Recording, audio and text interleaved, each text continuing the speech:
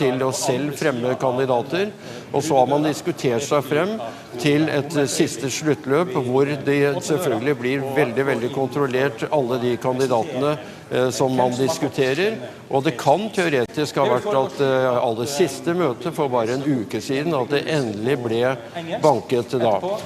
Nå åpner døra seg, nå er vi klar til å få vite hvem som vinner årets fredspris 2021.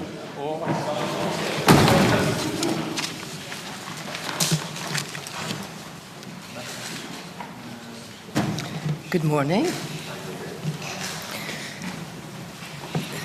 The Norwegian Nobel Committee has decided to award the Nobel Peace Prize for 2021 to Maria Ressa and Dmitry Muratov for their efforts to safeguard freedom of expression, which is a precondition for democracy and lasting peace. Ms. Ressa and Mr. Muratov are receiving the Peace Prize for their courageous fight for freedom of expression in the Philippines and in Russia. At the same time, they are representatives of all journalists who stand up for this ideal in a world in which democracy and freedom of the press face increasingly adverse conditions. Maria Ressa uses freedom of expression to expose abuse of power, use of violence, and growing authoritarianism in her native country, the Philippines. In 2012, she co-founded Rappler, a digital media company for investigative journalism, which she still heads. As a journalist and Rappler's CEO, Ressa has shown herself to be a fearless defender of freedom of expression. Rappler has focused critical attention to the Duterte regime's controversial, murderous anti-drug campaign. The number of deaths is so high that the campaign resembles a war waged against the country's own population. Ms. Ressa and Rappler have documented how social media is being used to spread fake news, harass opponents, and manipulate the public discourse. Dmitry Andreevich Muratov has for decades defended freedom of speech in Russia under increasingly challenging conditions. In 1993, he was one of the founders of the independent newspaper Novaya Gazeta. Since 1995, he has been the newspaper's editor-in-chief for a total of 24 years. Novaya Gazeta is the most independent newspaper in Russia today, with a fundamentally critical attitude towards power. The newspaper's fact-based journalism and professional integrity have made it an important source of information on censorable aspects of Russian society, rarely mentioned by other media. Since its startup in 1993, Novaya Gazeta has published critical articles on subjects ranging from corruption, police violence, unlawful arrests, electoral fraud, and troll factories, and to the use of Russian military forces both within and outside of Russia. Novaya Gazeta's opponents have responded with harassment, threats, violence, and murder. Since the newspaper's start, 6 of its journalists have been killed, including Anna Politkovskaya, who wrote revealing articles on the war in Chechnya. Despite the killings and threats, Editor-in-Chief Muratov has refused to abandon the newspaper's independent policy. He has consistently defended the right of journalists to write anything about whatever they want, as long as they comply with the professional and ethical standards. Da gikk prisen ikke til Reportere uten grenser, men det ble en pressepris, en journalistpris. 2 journalister som har kjempet for det frie ord. Dmitrij Muratov fra Russland og Maria Ressa fra Filippinene. Vi har med oss Maria Ressa. First of all, congratulations. What is your reaction of achieving the Nobel Peace Prize for 2021?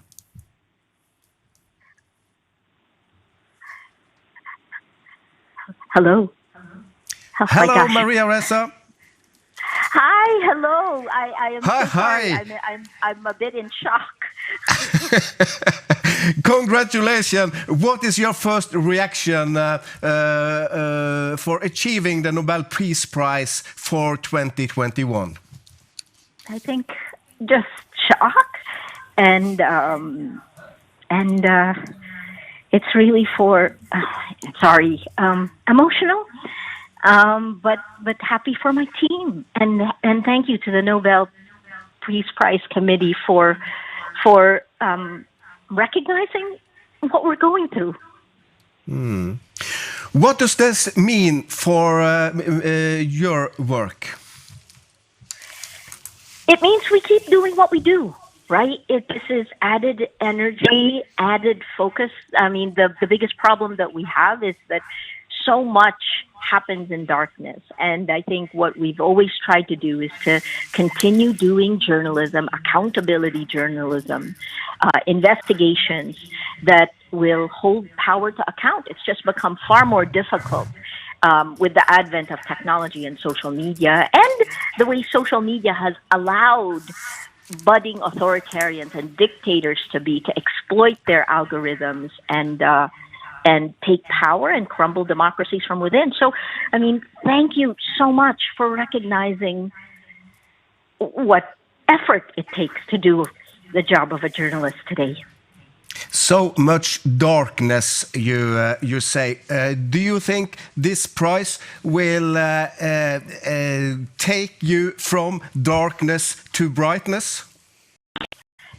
I hope so. I mean, we're writing what our present and our future is going to be right now, right? And I hope that with the focus on where journalism is headed, what journalists have to do in order to actually survive and do good journalism, that this will help us. Thank you so much. And this prize will definitively give you and your team more spirit to continue the fight. Rappler has been under attack since 2016, and the mission of journalism has never been as important as it is today. The energy that this 3 years old, we're a very young team, except for me, I'm old. We're actually, this will give us tremendous energy to continue the fight. But not too old to come to Norway, to come to Oslo and be a part of the big ceremony, the celebration, and get the prize physically. I certainly hope so. I'm fighting for my right to travel. I've been denied 4 times in the last year, but there's no better reason to go. I am looking forward to it. Thank you so much. In the end here now, what do you think the government's reaction to the prize will be? They obviously will not be happy, but I think that, what we're seeing is we're in a battle for facts, for truth. And truth and facts are under attack. Journalists are attacked because we're trying to hold on to this. Without facts, we can't have truth, you can't have trust, you can't have a society that will try to deal with the huge problems we're all dealing with, the climate change, coronavirus. So this is critical to all of our future, not just the future of the Philippines, but also the future of democracies around the world. You have to share the prize with the Russian journalist Dmitry Muratov. What will you say to your Russian colleague today? Courage on. Congratulations. You continue holding the line, and congratulations. Maria Ressa, thank you so much being with us live from the Philippines. Ja, vi sitter her med Jostein Kobbeltvedt. Mange vil kanskje se at dette var en litt overraskende. Ja, vi skal først tilbake til Nobelinstituttet, Jostein, og høre litt mer på komiteens leder, Berit Reiss-Andersen. Of journalists is absolutely necessary to achieve these goals and to, in that manner, develop democracy. Madam Chair, we are witnessing a world where fake news is expanding. We all witnessed what happened in the United States when the former president did not accept the result of the election. How important do you think it is to really stand by for free journalism, free press, the free speech of word? Well, there is an irony that in today's world we have more press and more information than the world ever has faced. At the same time, we also see the abuse and the manipulation of the free press and the public discourse.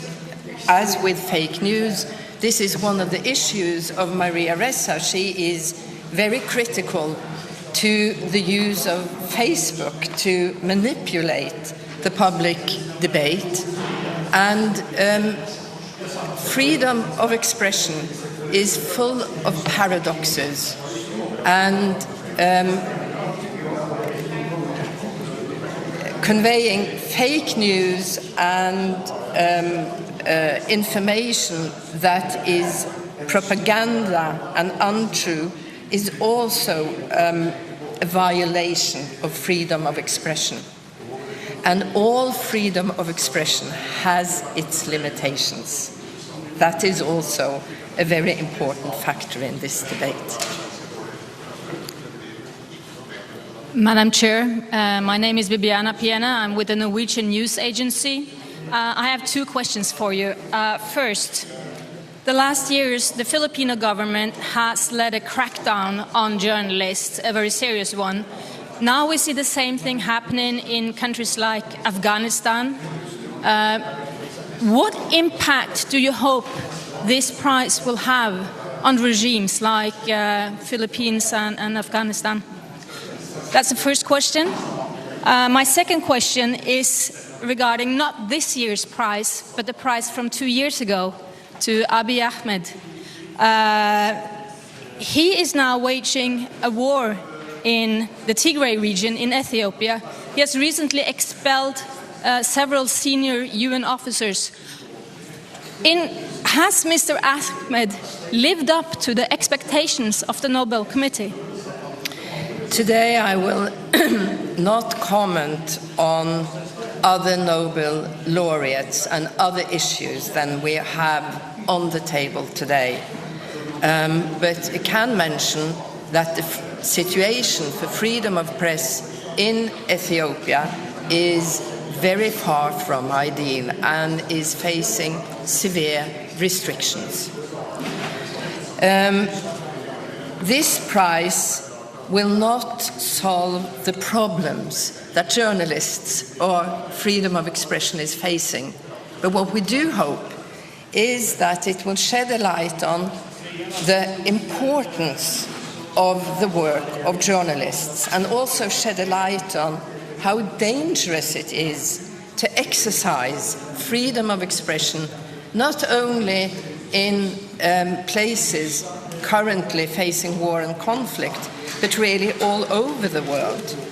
if you read the Reporters Without Borders Press Freedom Index, it is a very sad index to read, because the press and freedom of expression is challenged all over the world, but it is our intention to underscore how important this activity is for exactly a larger goal, democracy and peace.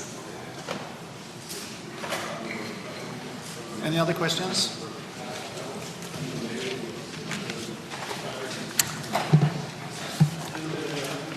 Thank you very much. Thank you.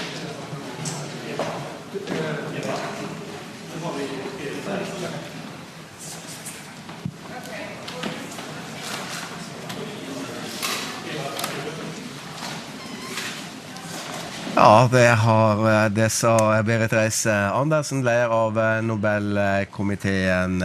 Prisen altså til 2 modige journalister som har over lang tid jobbet for retten til å utøve det frie ord, retten til å fortelle sannhet. Maria Ressa fra Filippinene og Dmitrij Muratov, journalist fra Russland. Jostein, din umiddelbare kommentar til prisen?